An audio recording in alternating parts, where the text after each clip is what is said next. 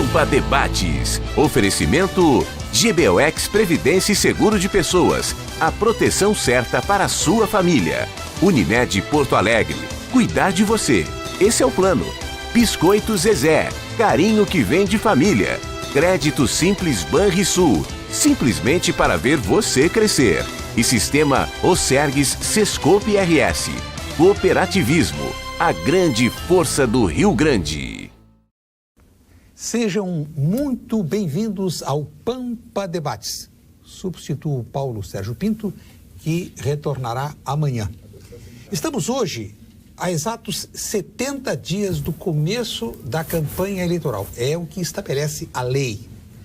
O país vive uma forte crise, mas o tiroteio entre os candidatos já começou. Ciro Gomes, por exemplo, chama Jair Bolsonaro de deslocado, despreparado. Vem resposta por aí. Eu pergunto em que nível chegaremos a 16 de agosto, quando a campanha começará oficialmente no Rio Grande do Sul e no país. Aqui no nosso estado, o debate se dá em torno do plebiscito sobre a privatização de estatais. Operação que visa botar dinheiro em caixa. Dinheiro que não vai tirar o Estado da crise. São questões iniciais que propõem aos 3 deputados estaduais, um líder sindical e um prefeito que aqui estão. Dr. Paulo de Argolo Mendes, presidente do Sindicato Médico do Rio Grande do Sul, o maior sindicato da categoria na América Latina. É verdade. O deputado estadual Luiz Augusto Lara, que é vice-presidente do Partido Trabalhista Brasileiro no Rio Grande do Sul e presidente da Comissão de Finanças, o homem que trata do dinheiro. O deputado Lucas Redecker, que é líder da bancada do PSDB, Partido da Social Democracia Brasileira. Prefeito de Esteio, Leonardo Pascoal, que é filiado ao PP, Partido Progressista. E o deputado estadual Tiago Simon, vice-presidente da Comissão de Educação da Assembleia Legislativa do Estado do Rio Grande do Sul. Qual a expectativa que os senhores têm em relação ao nível da campanha à presidência da República? Tendo em vista que o tiroteio já começou muito forte e nós não vimos nenhuma proposta concreta em relação aos gravíssimos problemas vividos pela nação. Vai continuar assim no nível de deslocado, incompetente, ou nós vamos chegar a algum patamar mais elevado, que é o patamar da verdadeira política? Começando com o Ciro Gomes e o Bolsonaro, já deve se esperar chumbo grosso aí, não vem pouca coisa. Eu acho que ela deve, bom, uma boa tarde a todos aqui, colegas de mesa. Eu acho que a tendência é piorar. Porque o que nós estamos vendo, como a gente diz na fronteira, é uma carreira, uma corrida de petiço. O que é isso, carreira de petiço? Não tem um cavalo corredor que vai sair na frente e está disputando. Não.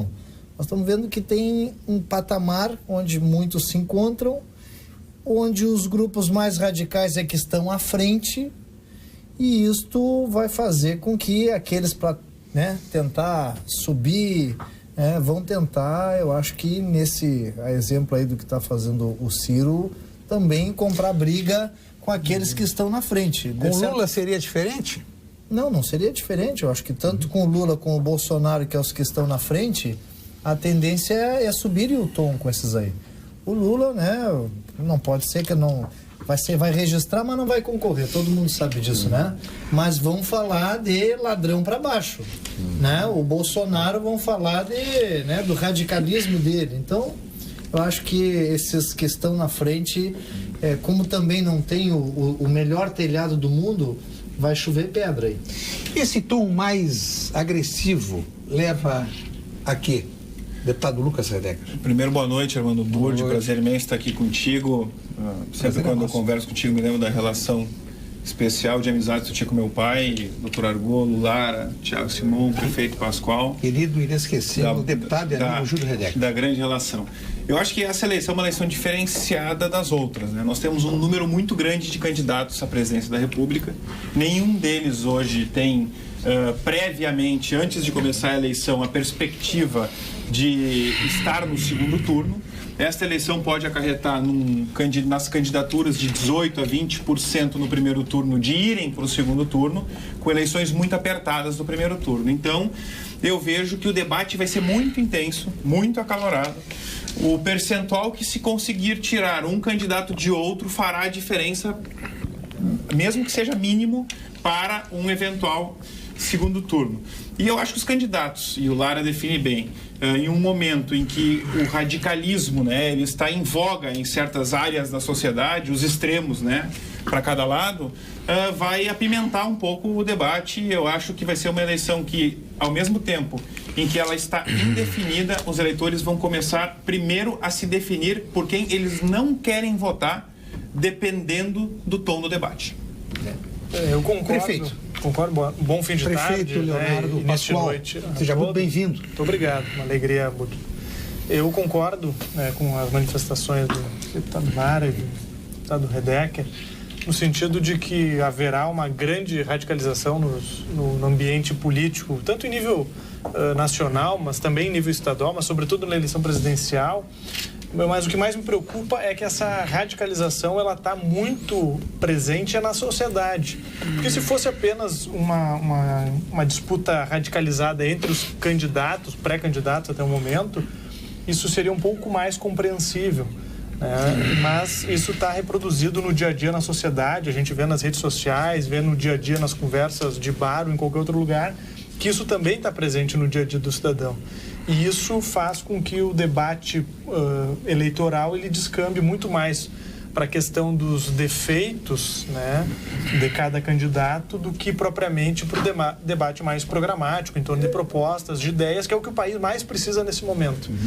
Para nós não adianta ficar discutindo se o candidato A ou o candidato B é feio, bonito, magro, gordo, enfim. A gente precisa discutir que o rumo que o país tem hoje não é um rumo sustentável, não é um rumo que consiga melhorar, ao menos de forma significativa, a qualidade de vida das pessoas. Então a gente precisa debater propostas de forma franca, transparente, honesta, com um debate, um nível intelectual mais elevado. Hoje, sinceramente, não consigo enxergar esse horizonte.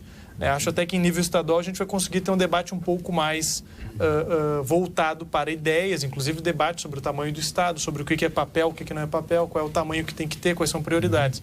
Mas no ambiente da campanha presidencial, sinceramente, ele é um pouco mais desalentador.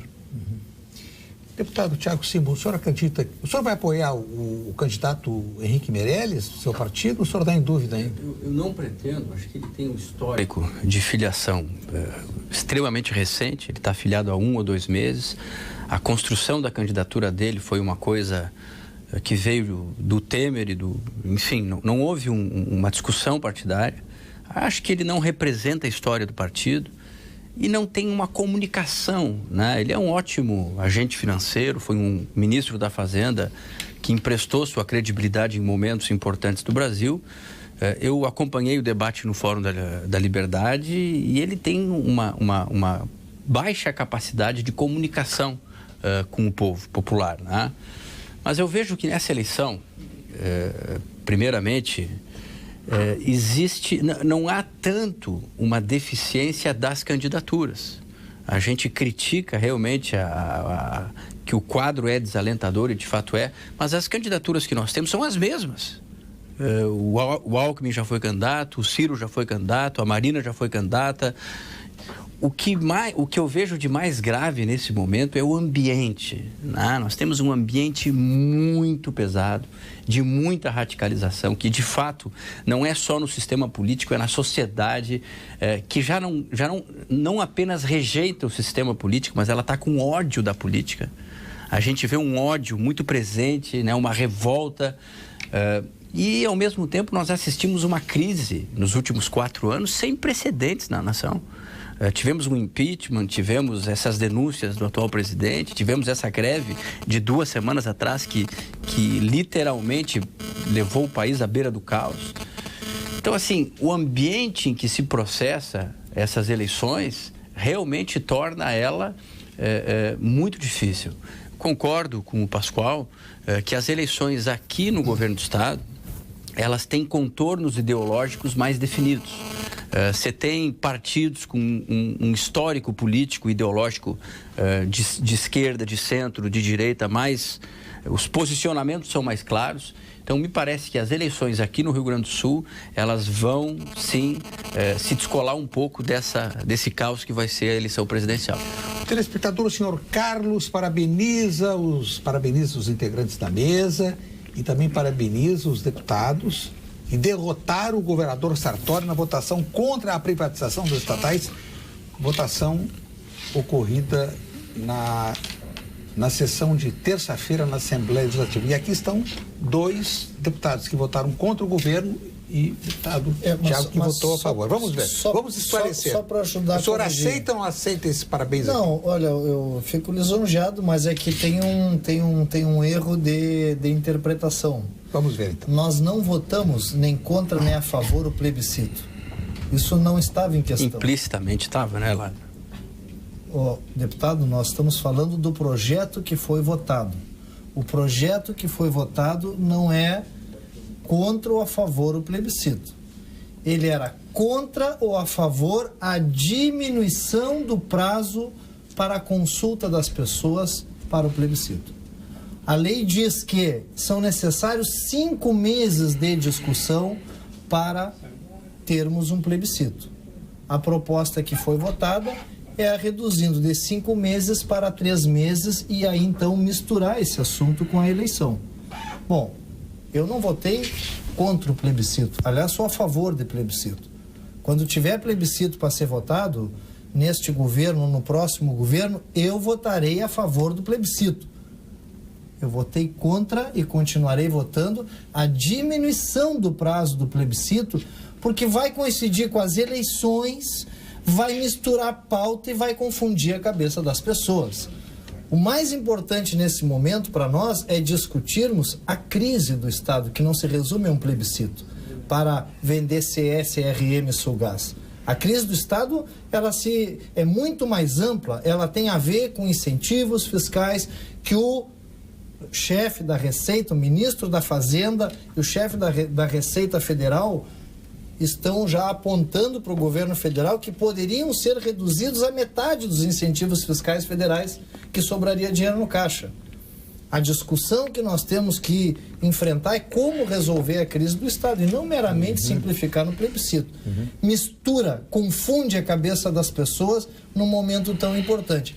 Então, plebiscito, olha, eu sou a favor. Então, eu agradeço em parte, mas eu quero dizer que se o agradecimento é para não ter plebiscito, eu não posso receber, porque eu sou a favor de plebiscito. O senhor acha, doutor Argolo, que uma pergunta adicional ao ato de votar para presidente da República, 2 senadores, o governador do Estado, deputado estadual, deputado federal, uma pergunta sobre... Duas perguntas. Atrapalhariam ou não? Eu acho que o processo em si, não. A discussão, certamente sim, concordo com o Lara nesse sentido. Porque nós temos que discutir o Estado como um todo e que soluções dá para um Estado que está quebrado.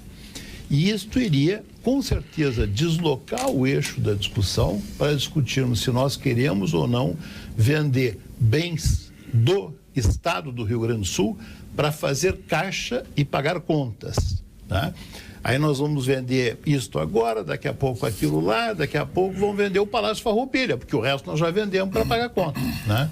Então, se for vender alguma coisa para um investimento, é uma questão que tem outro enfoque.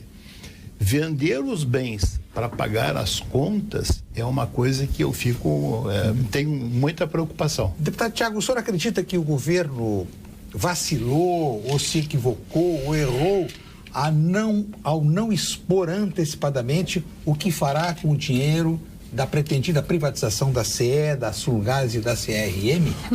Absolutamente. Me parece que tudo era de conhecimento de todos os agentes políticos. E, na verdade, concordo com o doutor Argolo, até o meu pai, né, o ex-senador Pedro Simon, fez uma manifestação nesse sentido de que simplesmente vender patrimônio público para pagar a folha não teria sentido nenhum. E eu também sou contra nesse sentido. E no entanto, o que a proposta que o governo formulou e sujeitou à apreciação do parlamento, não é? Era no sentido de se fazer um debate em relação ao tamanho do Estado. Mais do que o tamanho, há uma concepção política em relação à organização e às funções essenciais, não é? Que nós entendemos serem primordiais para o estado do Rio Grande do Sul. E o que aconteceu na prática, Armando? Na prática aconteceu o seguinte: desde 2015 nós extinguimos a CESA, em praticamente uma votação unânime no Parlamento Gaúcho, e estamos desde 2016 trabalhando no âmbito do Parlamento no sentido de tentar ou retirar do texto constitucional essa exigência plebiscitária, que é a única Constituição do Brasil que faz essa exigência, não é? Ou seja, é uma coisa muito peculiar aqui do Rio Grande do Sul. Não sendo possível, não é? Estamos tentando trabalhar a proposta de um plebiscito, até porque no início, quando não foi permitido retirar da Constituição a exigência do plebiscito, o argumento de quem era contra era que não podíamos deixar de retirar o direito da população decidir. Bom, quando nós propomos o plebiscito, então ele não é aprovado. E com todo respeito, Armando, eu acho que foi um erro histórico do Parlamento Gaúcho. Por que eu acho isso? Porque a discussão em relação ao tamanho do Estado, ela se exauriu na Assembleia Gaúcha. Foi um debate de 2 anos, não avançava mais. Então era absolutamente natural que esse debate, uma vez que o parlamento se mostrou incapaz de lidar com essa decisão, levar o povo gaúcho. E quanto, Lara, com todo respeito, sabe o respeito que eu tenho pelo teu trabalho, pelo teu mandato, enfim, a experiência que tu tem, mas a questão de confundir a decisão num plebiscito em relação à privatização de estatais, não é? E nós temos modelos mistos, privados e públicos. O que importa é a competência da gestão. Eu não estou nem entrando no mérito. Agora, os Estados Unidos, por exemplo, nas eleições passadas, Armando, eles fizeram 157 consultas populares junto com a eleição presidencial. O que falta, no nosso caso, é cultura democrática. Eu acho que é uma pretensão, muitas vezes, da nossa parte, parlamento, em imaginar que o povo não tem capacidade para discernir e decidir aquilo que ele entende ser o melhor para o nosso Estado.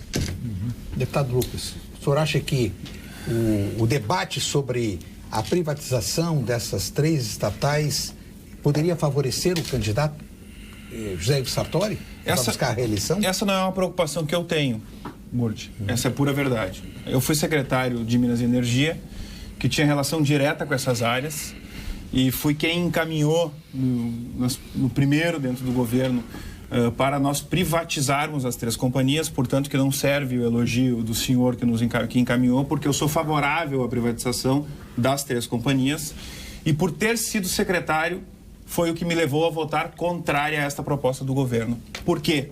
Porque o governo está preocupado em fazer um plebiscito durante a eleição, mas o governo não está avaliando o impacto do resultado negativo do plebiscito para o futuro do Estado do Rio Grande do Sul.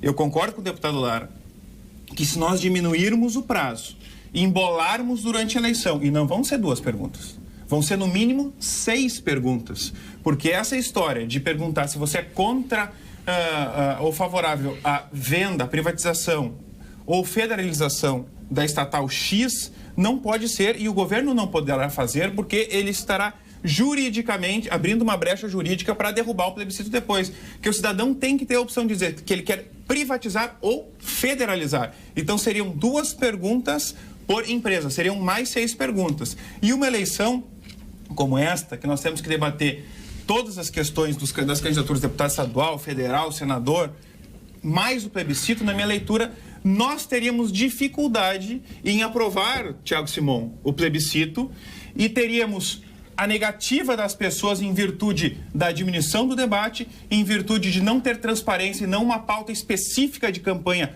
para este tema, por não conscientizar. Porque pesquisas hoje saíram, um grande jornal de circulação do Estado do Rio Grande do Sul fez uma pesquisa que a maioria das pessoas é contrária à privatização. Nós, do PSDB, fizemos uma pesquisa e vimos a contrariedade das pessoas à privatização. E a minha preocupação é o impacto e o resultado do não. Se lembra, todos aqui se lembram, o cidadão de casa deve se lembrar, os da minha idade para baixo não devem se lembrar, que se fez um plebiscito há uns anos atrás, há mais de 20 anos, para escolher o presidencialismo, parlamentarismo ou monarquia. Desde então, daquele resultado, nunca mais se discutiu esse tema no Brasil inteiro. Por quê? Porque estava definido o resultado. E se nós definirmos pelo não o plebiscito no estado do Rio Grande do Sul, nós vamos enterrar pelos próximos 10, 15 anos essa pauta e não privatizaremos nada. Ao contrário, nós temos uma máquina inchada com custo cada vez maior. Porque hoje o governo tem que botar, Tiago, 2 bilhões na CE. Se o plebiscito der não e nós não pudermos privatizar a CE, só com a perda da concessão, com os custos da companhia, com as dívidas, com as rescisões trabalhistas, nós passaremos dos 4 chegando aos 5 bilhões de reais que o governo vai ter que tirar. Esse é o custo do não para uma companhia. Sim, então esta é a relação que eu defendo, que o plebiscito seja feito durante 5 meses, com um amplo debate e que não seja contaminado pelos interesses eleitorais dos partidos. Porque os partidos e os candidatos às eleições vão defender muito mais seus interesses eleitorais do que, de fato, a transparência do plebiscito e o posicionamento ideológico de cada partido e do cidadão para que nós possamos, de fato, privatizar essas companhias. O telespectador, o senhor Clóvis de São Leopoldo, pede que perguntemos ao deputado Tiago por que o governador só colocou agora em votação e que se isso não foi uma jogada política. Não, esse processo estava tramitando já há bastante tempo. Eu fui presidente da Comissão de Constituição e Justiça, tinha um projeto de decreto legislativo que tramitou na casa, durante muito tempo foi obstruído, a oposição tirou quórum, depois ele foi para a mesa diretora. Então, há bastante tempo uma tramitação legislativa que vem sofrendo obstrução. Tá? E com todo respeito, eu acho que um argumento que sustenta a negativa do plebiscito porque acha que corre o risco de ser negativo, não é válida. Por quê? Porque a gente não pode votar simplesmente com base na premissa do nosso interesse no resultado do plebiscito. Mas o que eu quero dizer, em última instância, é o seguinte... Mas o interesse, desculpa te interromper, Tiago, é nós termos a condição de que o processo seja distante, eu entendi. Para nós mostrarmos para as pessoas o nosso posicionamento para convencer. Não, mas é que assim, eu acho que vai dar não, então eu não vou votar. Foi o que eu entendi. Eu acho... Muito pelo contrário. Eu acho que corria o risco de dar negativo. Por isso eu vou votar não. Acho que não é um bom argumento. E ter posterior eleição entendi. Com o caso correto. Eu entendi o teu argumento. Essa é a minha posição. Tu achou que corria um risco de dar negativo. Sim, logo tu votou não. Sim, certeza. Acho que não é um bom argumento. Não, tudo bem. Mas só para concluir, eu acho, Armando, que de certa forma existe ainda subjacente nesse debate uma certa... nós estamos... não estamos dando o devido valor à capacidade crítica do eleitor. O eleitor tem condição, não é? A gente está subestimando a capacidade crítica, ele não tem a menor dúvida. Nós perdemos a nossa capacidade democrática, não é? Não fazemos consultas populares, estamos acostumados a decidir tudo em nome das pessoas, e eu acho, sinceramente, que é um erro histórico do parlamento. Depois de 2 anos de debate, nós estamos debatendo exaustivamente, está em todos os jornais. Hoje eu tive uma reunião com uma frente parlamentar com empresários do estado inteiro, todos os meios de comunicação, entendendo que foi um erro histórico o Parlamento Gaúcho não permitir que a população possa decidir. Prefeito Leonardo. Nesse processo todo, acho que há um erro coletivo de todos os partidos, ou de praticamente todos os partidos, até um erro de leitura, de avaliação, em vários momentos. Primeiro, essencialmente, eu sou contra a necessidade de se fazer um plebiscito para se ter uma definição como essa. Eu acredito que a Assembleia Legislativa tem legitimidade total, porque os deputados foram eleitos pela população gaúcha para tomar decisão em relação à privatização, à venda, à extinção, o que quer que seja, dessas estatais e de outros temas, né? O Parlamento Gaúcho existe com essa finalidade. Então, a minha torcida, na verdade, é que o governador que venha a ser eleito ou reeleito nas eleições de outubro, ele possa constituir uma maioria suficiente para retirar a obrigatoriedade de se fazer um plebiscito para discutir esse tema, porque sempre haverá justificativas no sentido de fazer ou de não fazer, especialmente se fizer junto com anos eleitorais. Então, minha expectativa é essa, e que se consiga, assim, fazer a privatização dessas 3 estatais e de outras que se mostrarem necessárias. Essa é a minha torcida. Acho que não haveria necessidade de fazer plebiscito. Mas o fato é que a Assembleia Legislativa, ela abriu mão do seu papel de decidir sobre esse tema e jogou essa responsabilidade para um plebiscito. E aí não permitiu que o plebiscito fosse realizado. E a gente tem que, e aí por isso que eu digo que é um erro coletivo dos partidos, porque esse plebiscito tinha sido cogitado de ser feito em 2016, junto com as eleições municipais, que é uma eleição em tese de menor complexidade para o eleitor, porque são só 2 votos, é para vereador, para prefeito, é uma realidade mais próxima e tudo mais. E lá também houve uma avaliação eleitoral de que isso poderia prejudicar determinados partidos que compunham o governo, enfim, tudo mais, e optou por não se fazer. Internamente a gente sabe que houve esse debate. Agora, novamente, tem o debate que poderia beneficiar alguns e prejudicar outros. O meu próprio partido, o Partido Progressista, embora tenha votado favoravelmente ao projeto do governo, no sentido de permitir a redução do prazo para que o plebiscito ocorresse junto com a eleição, num primeiro momento titubeou, porque teremos candidatura própria ao governo, também titubeamos. E internamente nós criticamos severamente isso, porque eu, particularmente, se é para fazer o plebiscito, o prazo que o plebiscito deveria ter sido feito era ontem. Nós já estamos atrasados com a discussão dessa pauta. Mas então há um erro coletivo de diversos partidos que fez com que essa pauta não avançasse, e a minha torcida é que o governador eleito ou reeleito consiga tirar Isso vai ser pauta da eleição. Isso vai ser pauta da eleição. Esse tema, Armando, será amplamente discutido e é pauta obrigatória desta eleição. Mas não pode ser um governo a 70 dias do processo eleitoral querer trazer uma pauta que é justamente para ser operada pelo próximo governador. Então ela será amplamente debatida. E aí nós vamos ter esse consenso lá. Quem é a favor do plebiscito vai poder votar. Só queria considerar, faz 2 anos que essa pauta está sendo discutida. Mesmo que, deixa eu só dizer uma coisa aqui que é importante dizer, porque, tecnicamente, mesmo que fosse aprovado a redução do prazo para que acontecesse na eleição, mesmo assim nós não teríamos condições, mesmo que não fosse aprovado, não sendo aprovado, como não foi, a redução do prazo, mesmo que saísse plebiscito agora, só seria viável acontecer no próximo governo. Então, leve essa discussão para as eleições, debatam os candidatos a governador e aí formem maioria ou façam um plebiscito. A verdade é que alguma solução vai ter que ser dada para esse caso. Doar sangue é um gesto de amor e generosidade. Neste Junho Vermelho, alusivo à doação de sangue, colabore com o Hemocentro. O órgão do Estado atende 40 hospitais da capital e do interior.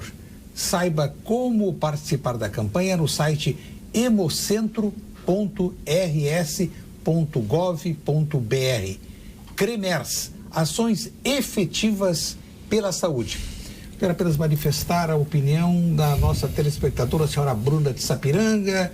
Parabenizo o deputado Redecker pela posição firme e coerente. Se o governo não soube se organizar durante 4 anos, não pode culpar quem votou com coerência. Notícia que acaba de chegar pela agência G1 nos dá conta de que o ministro Fachin não permitiu que seja quebrado o sigilo bancário do presidente. Fachin nega quebra de sigilo telefônico do presidente Temer, mas libera dos ministros Eliseu Padilha e Moreira Franco. Proteção com vistas à manutenção da estabilidade institucional, doutor Argolo? Isso já está tão confuso, Agora, a esposa do ministro Fachin do ministro Gilmar Mendes, é indicada para fazer parte do Conselho da Itaipu Binacional. Quer dizer, essas coisas estão tão entremeadas e tão confusas, né, que é difícil da gente saber. Eu, em princípio, seria a favor da quebra do sigilo. É um homem público, está sendo aí acusado de questões muito graves, muito sérias, e acho que a população tem direito de saber. Queria fazer um comentário a respeito da questão do plebiscito. Não este especificamente, mas na direção em que nós estamos andando. Em vários cantões na Suíça, todos os sábados as pessoas votam, se quiserem, pela internet, em questões que são... Um cantão seria uma questão levantada pela prefeitura, entre aspas, né, que corresponde mais ou menos ao cantão. Inclusive, assim, se ela quer que a rua José do Patrocínio seja mão dupla ou mão única. O que nos traz de volta ao berço da democracia, a democracia de Atenas, em que o cidadão não delegava para que outro decidisse por ele. Ele ia lá e decidia. Agora a tecnologia está nos devolvendo esta possibilidade. Em vez de eu votar no Lara e eu já não decido mais nada, e o Lara passa a decidir tudo que bem entender por mim, a tecnologia começa a me devolver o poder de eu mesmo, cidadão, se quiser, manifestar a minha opinião e decidir como é que eu acho que as coisas devem ser. Então, em princípio, acho que plebiscito é uma coisa boa. Nesse momento, acho que não confunde a cabeça do eleitor. Acho que confunde o discurso do político. Essa é a contaminação que vai ter. Não é o eleitor. São os políticos que vão ter o seu discurso contaminado por uma discussão que não é a central nesse momento, que é o que fazer com o Estado, para discutir privatiza, não privatiza, Estado maior, Estado menor, e aí se perde a essência do que tem que ser discutido nesse momento. Eu posso dar como eu estou também ao vivo aqui pelo Facebook, deputado Sim. Lara, eu também vou pegando as opiniões aqui. Tem uma questão técnica que eu quero ajudar aqui a Rede Pampa. O pessoal em Tramandaí nos dizendo que o programa está sem o som em Tramandaí. A técnica já está tomando providências. Isso é, ajudar aqui. Cooperado Unicred, a atualização dos seus dados... Então manda ver pelo teu Facebook também. A atualização dos seus dados é fundamental. É fundamental para mantermos a nossa excelência no atendimento e na oferta de produtos de acordo com o seu perfil. E além de todas essas vantagens, ao atualizar o seu cadastro, você concorre a uma incrível viagem à Serra. Acesse unicred.com.br/CentralRS e coopere com a gente. É a Unicred melhorando o seu bem-estar físico e financeiro. O senhor Jair Distância Velha diz que só este governo, está escrevendo o governo estadual, não paga as contas e rola tudo para o próximo.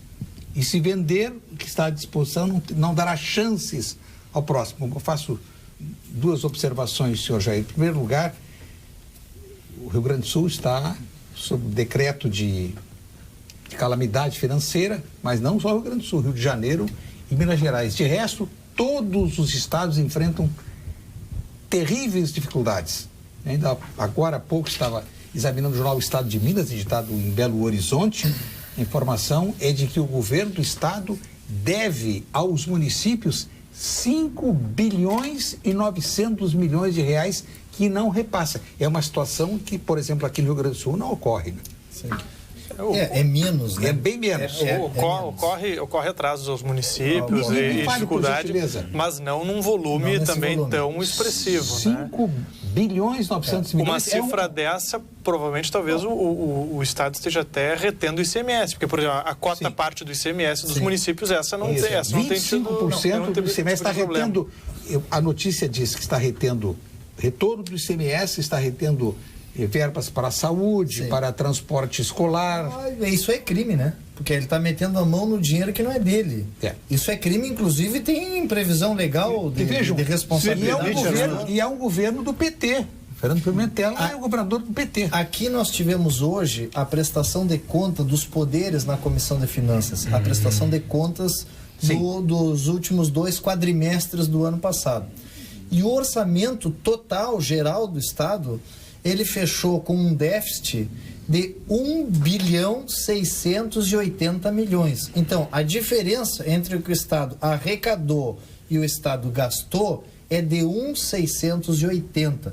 Aliás, um déficit que é o déficit que acontece nos últimos 20 anos no Estado.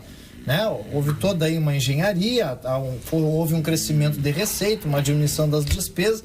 Então, para ver como é longe. E desse 1 bilhão e 600, eu acredito que em torno de 1 bilhão seja da área da saúde, que ainda ficou, os municípios estão hoje aí ainda por receber. Né? Eu queria fazer um comentário, porque estamos discutindo essa relação entre município e Estado, e hoje de manhã, justamente, eu estive na FAMURS, participando de um debate a respeito dos chamados HPPs, Hospitais de Pequeno Porte. Nós temos 88 municípios que têm hospitais com menos de 30 leitos. A proposta do governo do Estado é transformar isso em postos de atendimento de emergência. O que significaria, a seguir-se, a maneira como o Estado quer conduzir essa questão, o fechamento de mais 1.600 leitos no Rio Grande do Sul. Nossa Senhora. O ano passado, já houve a remoção de 1 milhão, mais de 1 milhão e meio.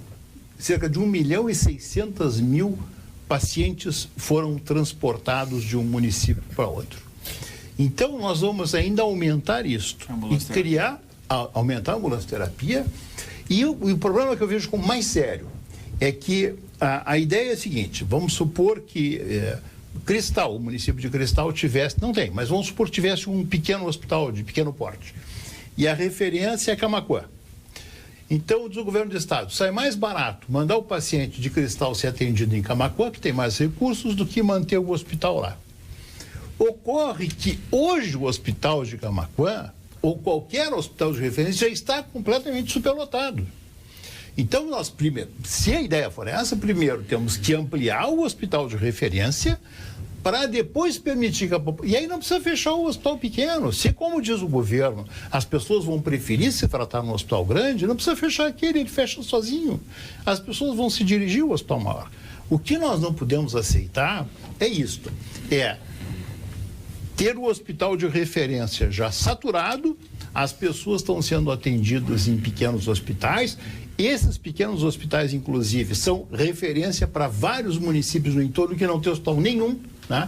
E aí vamos conduzir todas essas pessoas, desaguar todas num hospital que já está saturado. E, doutor Argolo, então, isso e além deste problema, doutor Argolo, prejudicial à população. Que as pessoas, a gente pensa e avalia, claro, a questão das pessoas que precisam de leitos e que têm que se dirigir a outros municípios, tem uma coisa que é secundária, mas fundamental. Aquela pessoa que vem do interior acompanhando o doente, que vai muitas vezes para um hospital em uma cidade com 200, 300, 150 quilômetros de distância, não tem condições de retornar e acaba dormindo no corredor do hospital, sentado numa cadeira, não por um dia, por uma semana, por 2, 3 semanas. Rodoviária, banco de praça. Esta é outra relação, por isso que é importante nós termos as referências nas cidades, quando possível, e nas regiões e cidades mais próximas para poder também atender o paciente, que claro que se cura mais perto da sua família, com a atenção da sua mãe, claro, do seu familiar. E muitas vezes as pessoas não têm dinheiro para pagar isso, e o doente, justamente no momento em que está fragilizado, em que está enfermo, fica abandonado. Numa cidade que ele não conhece, sendo tratado por médicos que ele nunca viu. Isso é uma maldade. Eu gostaria de dar uma boa notícia nesse respeito. Vamos ouvir. Boa notícia sempre é bom. Uma boa notícia, né? Boa notícia tem prioridade. É exatamente disso que vocês estão falando e aconteceu hoje. Hoje nós inauguramos na Rua Duque de Caxias, 700 metros da Santa Casa, a Prefeitura de Bagé, através do seu prefeito, secretários, parceria entre a comunidade, então num custo que, assim, mínimo para a Prefeitura, uma casa de acolhimento que receberá todos os pacientes de Bagé e das prefeituras conveniadas da região e de outras que quiserem conveniar, que vem acompanhando aqueles pacientes. Então, por exemplo, Uma senhora sai 200, 300, 400 quilômetros, que é o caso de Bagé, para vir se tratar aqui, ela traz a filha, ela traz o filho, ela traz uma irmã junto. Então, nesse sentido, o prefeito de Bagé é um ato, é a única hoje que funciona no Rio Grande do Sul. Parabéns.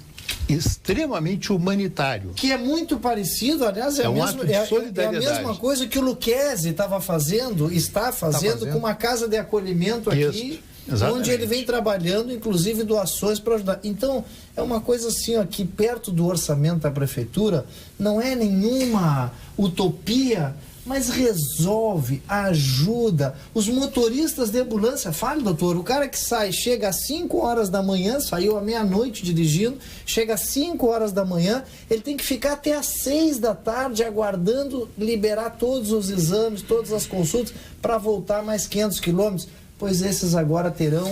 Creio que é pioneira, né, a prefeitura nessa ação no estado do Rio Grande do Sul. Mas, Lara, sabe que tem algumas... tem algumas entidades, eu já visitei uma, que são da sociedade civil. Sim, sim. Ali ao lado do Conceição tem um trabalho da Pacentar, ligado a uma igreja batista. Isso aí. Um trabalho fantástico. Inclusive, depois de um tempo, ela acabou se conveniando com a prefeitura de Porto Alegre. Ela entendeu a dimensão e a importância que esse trabalho tinha. Então, sem dúvida, é um... O deputado Lara não referiu, mas o prefeito de Bagé, Divaldo Lara, é irmão do deputado. Está explicado, né? Com essa ação aí está explicado. Parabéns pela iniciativa. Aí se entende por que ele está fazendo coisas boas.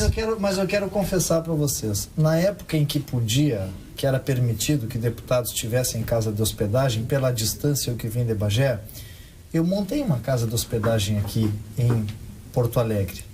E quem veio implantar, ainda menino, com 14, 15 anos de idade, me ajudar a implantar foi o meu irmão, que hoje é prefeito. Então ele conhece essa realidade. Ele morou na casa durante meses, acolhendo pessoas. E hoje é prefeito e estabelece uma política pública de altíssimo retorno para quem precisa. Vamos agora ao quadro Saúde, com o doutor Gilberto Schwartzmann. Boa noite, eu sou o professor Gilberto Schwartzmann, sou especialista no tratamento do câncer. O câncer de pulmão é um assunto muito sério. Eu gostaria de chamar a atenção dos senhores e senhoras para alguns avanços muito importantes que aconteceram recentemente no tratamento dessa doença. Por décadas, buscam-se formas de utilizar o nosso sistema imunológico como um exército no combate ao câncer. Faz sentido, não é mesmo? Se o nosso sistema de defesa foi feito para nos defender de agressões, por que não usá-lo contra o câncer? Pois os cientistas descobriram recentemente formas de ativar a reação de nosso sistema de defesa contra o câncer. Converse sobre esse assunto com o seu médico. Muito obrigado, doutor Gilberto Schwartzmann. É uma honra da medicina do Rio Grande do Sul e do Brasil. E isso é a coisa mais moderna que existe em combate ao câncer. Já estão usando no câncer de mama. A própria imunidade da pessoa na cura do câncer. É o que existe mais moderno. Sempre o senhor Luiz Henrique da Cruz Cabreira pergunta aos componentes da bancada se as dívidas do Estado serão sanadas com as privatizações. Ao meu ver, a incapacidade administrativa dos políticos foi o que resultou na falência do próprio Estado. O que é que pode representar, por alto, a privatização da CE, da Sulgás e da CRM, em termos de valores? Depende muito do mercado, né? O valor do mercado do momento de cada companhia. Eu creio, por exemplo, a Sulgás é uma companhia que ela tem que girar na casa dos 500, 600 milhões de reais. Agora, outra coisa que nas perguntas do plebiscito teria que incluir, quem sabe, mais uma pergunta, né? Porque existe uma sociedade da Sulgás, né? E quem é sócia da Sulgás é a Gaspetro e a Mitsui, agora que entrou há pouco tempo. O sócio tem a preferência de compra, né? Então, se tu fosse privatizar, tu teria que daqui a pouco ter ainda uma condição de ter esta relação do sócio ter a preferência de compra e não ir a mercado. Então são relações, essa é uma questão. A CE tem 2 bilhões aí que o governo tem que colocar, a avaliação que a CE valha de 2 bi, o grupo, né? Não estou falando da CED, o grupo de 2 bilhões a 2 bilhões e meio.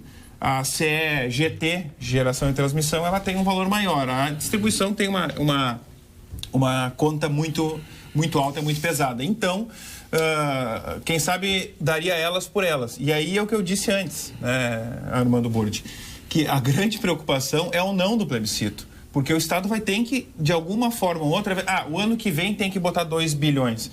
Tem que botar 2 bilhões. Agora, se o Estado ficasse com a companhia, poderia negociar por mais um ano, meio ano com a ANEEL e conseguiria ter um prazo para estender em relação a um plebiscito, que a ANEEL teria essa flexibilidade. Agora, eu quero chamar a atenção para uma coisa. Nós aqui... e essa eu acho que acaba sendo o exemplo, né? O Thiago Simon, e eu acho que tem até razão em alguns pontos, mas fala de nós termos discutido já bastante o plebiscito na Assembleia Legislativa, né? Nós teríamos um mês para o debate do plebiscito durante as eleições.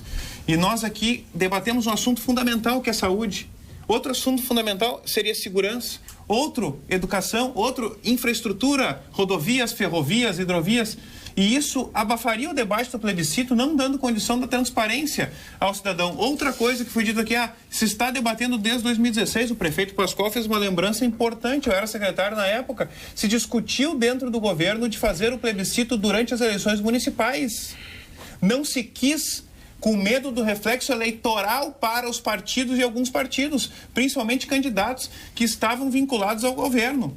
Por outro lado, o Estado do Rio Grande do Sul, o governo, Thiago, teve e teria condição de ter aprovado o plebiscito Burdi lá atrás. E dou um exemplo, ele conseguiu construir na Assembleia Legislativa a maioria para aprovar aumento de alíquota de ICMS, que é muito mais difícil do que aprovar o ICMS, do que aprovar o plebiscito.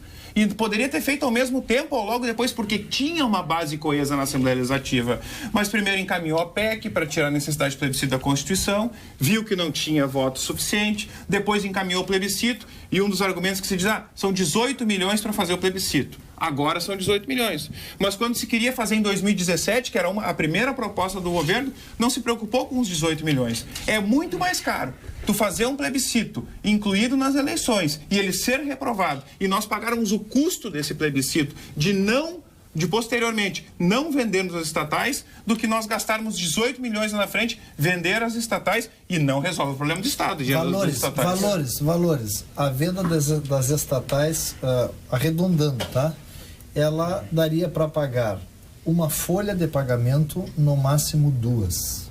Esses são os valores que nós... Na minha visão, chegaríamos a 1.2 bi, mais ou menos. Uma folha de pagamento e muito bem vendido, né? Sem ainda cobrar as contas que o governo deve para a CE, no máximo 2. Mas, Burdi, eu acho que muito mais do que essa discussão, porque a gente se pega muito nessa discussão e o eleitor, o cidadão, ele questiona muito isso. Mas vender vai resolver os problemas do Estado? Eu acho que o debate vai muito além disso, não é uma questão de resolver ou não resolver o problema do Estado, mas é uma discussão também sobre se isso é papel do Estado ou não. A gente precisa ficar tendo uma companhia de mineração. Para que o Estado do Rio Grande do Sul tem que ter uma companhia de mineração? Porque não é só a questão do valor, é a questão da energia, do tempo que tu dedica a isso. Que é possível nem conseguir vender a CRM porque não tem valor de mercado hoje. Então, é como a própria questão da Corag, que foi fechada, né? Foi extinta a Companhia de Artes Gráficas. Então, esse é um debate também. Se isso é ou não é foco, porque se isso faz parte do patrimônio do Estado do Rio Grande do Sul, obviamente que o governador do Estado, o vice-governador e um conjunto de pessoas vai dedicar também o seu tempo, a sua energia, para ficar pensando em políticas, em estratégias para isso. Quando, na verdade, não é tão necessário. Burdi. E o que o deputado Júlio Redecker, o deputado Lucas Redecker aqui expõe, tem muito fundamento, porque durante 3 anos e 2 anos foi secretário de Minas e Energia do Estado. E aqui está, acompanhando o deputado, nosso amigo Arthur Lemos, hoje coordenador da bancada do PSDB na Assembleia Legislativa, que durante 1 ano foi secretário estadual. Portanto, há fundamentação no que aqui está sendo exposto. Burdi, só para complementar assim, o fechamento da roda aqui, em relação a essa discussão, eu reitero que fundamentalmente o Brasil ele tem um déficit de capital democrático, de democracia. Nós estamos aqui criando uma ideia de que o povo não teria condição de tomar uma decisão, de responder a algumas perguntas e dizer, né, essencialmente o modelo de Estado que ele quer. Eu não escutei isso, ninguém falar. Não tem condição. É que é pouco tempo. É que queremos tempo para o debate. Claro. Para formar a opinião e para nos posicionarmos. Senão não dá que o povo não tem condição. Não, claro. Esse é um argumento do senhor. Não, mas é que em outros países essa complexidade para se fazer um plebiscito não existe, só tem aqui no Brasil. Nunca foi feito um plebiscito no Brasil durante as eleições. Pois é, mas está na hora de fazer. Nunca foi feito. Mas é o momento de fazer.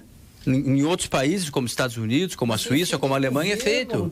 O deputado Thiago Simão, com todo respeito, mas num final de governo, no apagar das luzes de um governo, bota isso para discutir durante a eleição. Mas esse processo está em discussão, mas com todo respeito, Lara, esse processo está em discussão há 2 anos. Não está, Thiago. Até bem. Agora o governo não disse para onde vai esse dinheiro, o que vai fazer, ou vai fazer o mesmo que fez agora recentemente. Eu entendo. Vendendo as ações do Banrisul, arrecadado mais de 500 milhões, que foi sugado pelo salário do quadro. Mas, deputado Redecker, haveria alguma outra alternativa diante de 500 milhões com o caixa quebrado, com os salários atrasados? Eu não me refiro apenas aos salários dos servidores, a prestadores de serviços terceirizados, a fornecedores de produtos que estão com uma conta enorme. Quantas empresas já faliram ao longo desse governo porque não venderam para o Estado e não receberam? Então, qual é a saída diante de 500 milhões que entram no caixa? E aí, sugado no dia seguinte. Mas não pode, né, Burdi? Porque o que vai acontecer? Nós vamos então vender o sofá para almoçar hoje, amanhã vender a cama e daqui a pouco vendemos a casa, não temos mais nada. Nós temos que ter um percentual de investimento para infraestrutura para ficar no longo prazo. Que eu acho fantástico é assim, tem que vender a Carris porque ela é deficitária.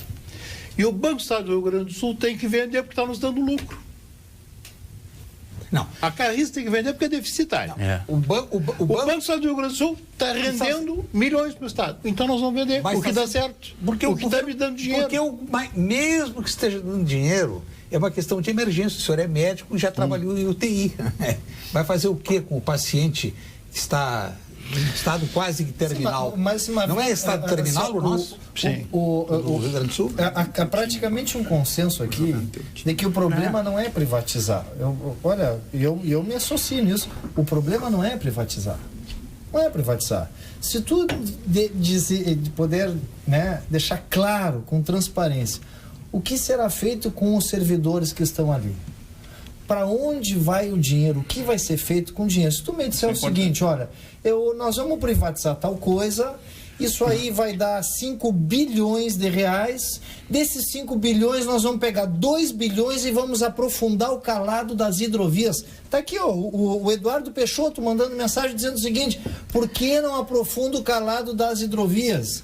Para que a gente possa baratear o frete. Pega toda a soja que vem lá de Passo Fundo, do Nordeste, embarca ali no porto de Cachoeira e larga dentro do navio em Rio Grande. É 40% a menos. Bom, nós vamos pegar um dinheiro de um patrimônio que o Estado tem, de além investimento, de desobstruir as estradas, não ficarmos na mão temos um plano. dos caminhoneiros. O que não ficou claro ao longo desse tempo todo é o que vai ser feito, qual é o plano. Não, nós vamos pegar isso para pagar os juros da dívida, nós vamos pegar isso para botar na folha de pagamento.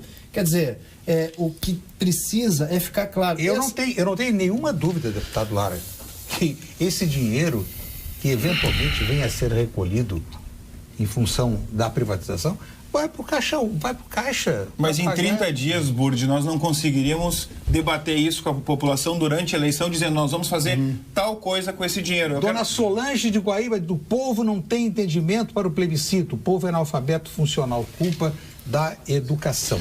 Agora nós vamos fazer uma coisa interessante, vamos fazer o que fez a Argentina. Vendemos tudo e depois vamos para o FMI de volta. Porque a Argentina fez esse trajeto, vendeu tudo. E agora está... Se não enxugar a máquina, vendeu tudo, torrou o dinheiro. Se tu vende tem que ter investimento para fazer um investimento em infraestrutura, em desenvolvimento, em geração de renda. Vai ter retorno. Bom, aí ok.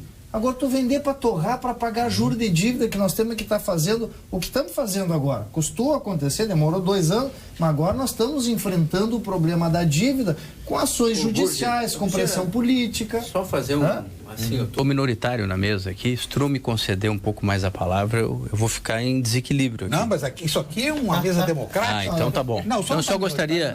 Não, estou minoritário aqui. Eu gostaria só de pontuar o seguinte, ó.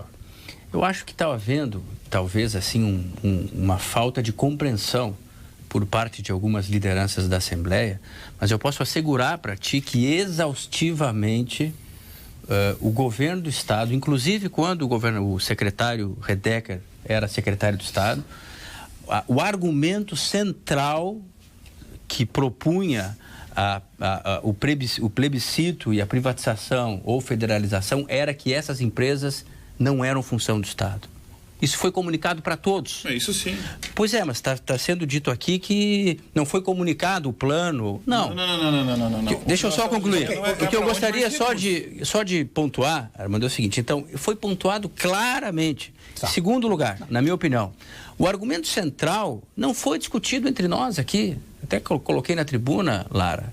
Ou seja, mesmo existem países que têm o sistema estatal, o sistema misto, o sistema privado. Há diferentes modelos. A questão é a gestão, entendeu? O sistema regulatório. A pergunta central num processo de desestatização é a seguinte: não é o que é melhor para o Estado, o que é melhor para o usuário do serviço público. Entendeu? Essa é a pergunta central que, infelizmente, me parece que não está sendo feita. Vamos, então, ao ponto final.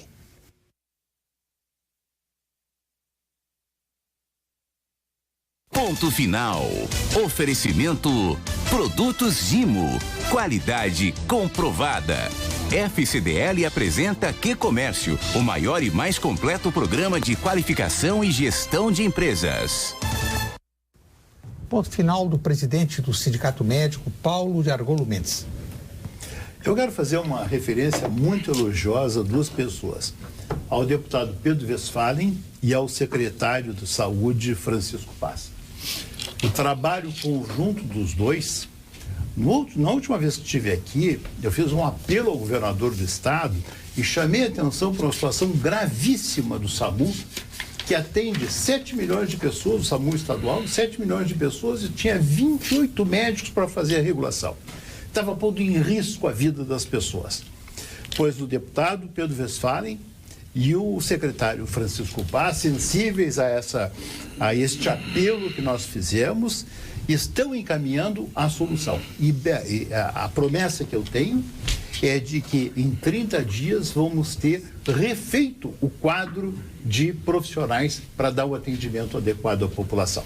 Então, parabéns ao deputado Pedro Westphalen, ao secretário Francisco Paz. Eu sou duro na crítica quando é necessário, mas me rendo e rendo homenagens quando as pessoas tomam providências que são essenciais para a saúde da nossa população. Parabéns, deputado Pedro Westphalen e secretário Francisco Paz. Opinião do senhor Manuel Azevedo: o problema das estatais é a indicação política para cargos de direção, ou seja, o loteamento das estatais por partidos políticos. Ponto final do deputado estadual Luiz Augusto Lara.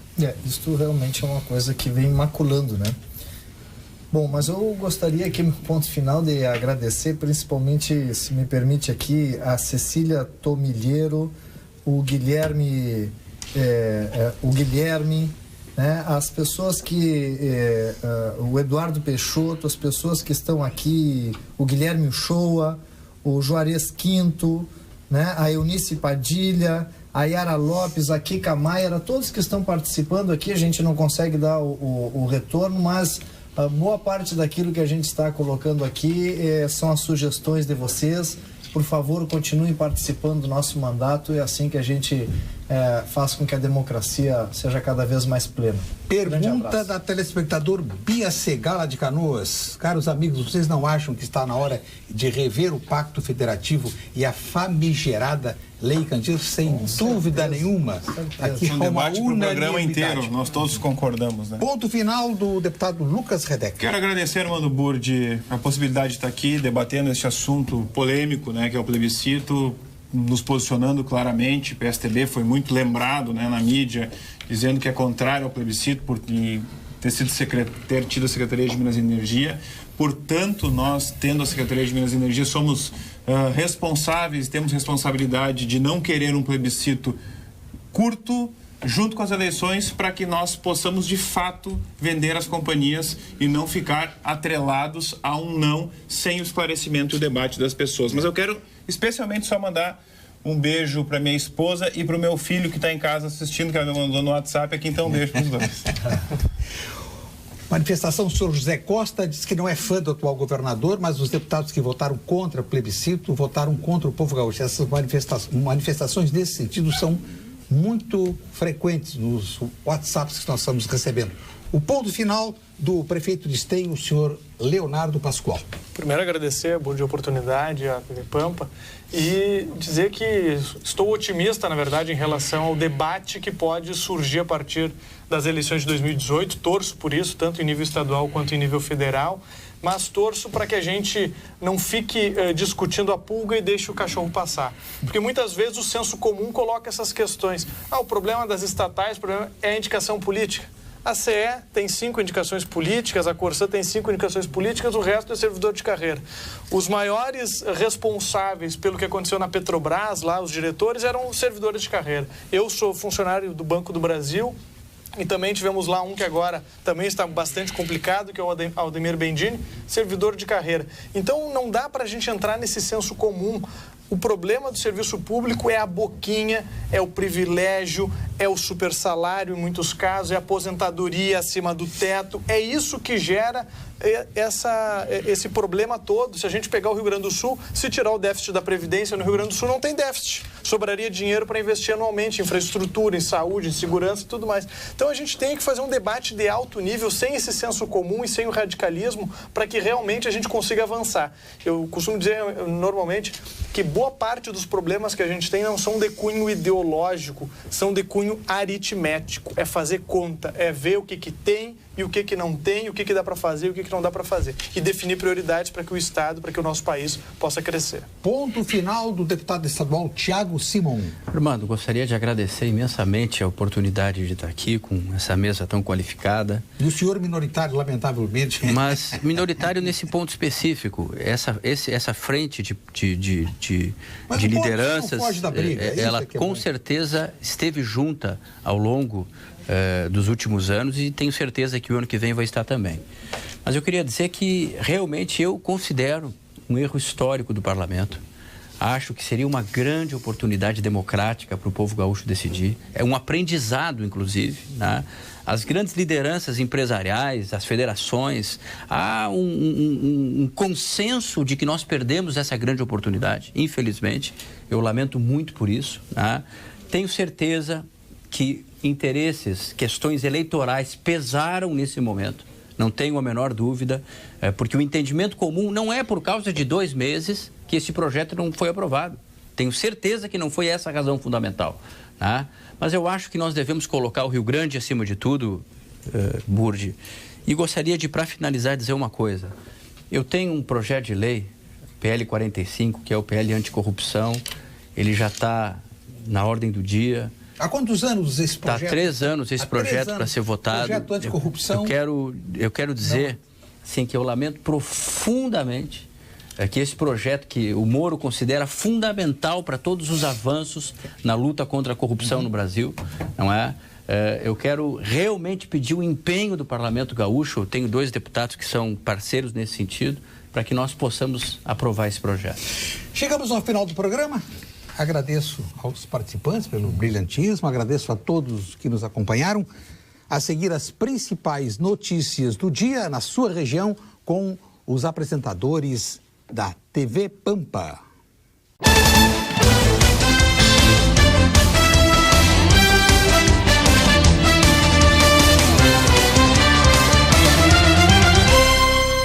Pampa Debates. Oferecimento GBOX Previdência e Seguro de Pessoas. A proteção certa para a sua família. Unimed Porto Alegre. Cuidar de você. Esse é o plano. Biscoito Zezé. Carinho que vem de família. Crédito Simples Banrisul. Simplesmente para ver você crescer. E Sistema Osergues Sescope RS. Cooperativismo. A grande força do Rio Grande.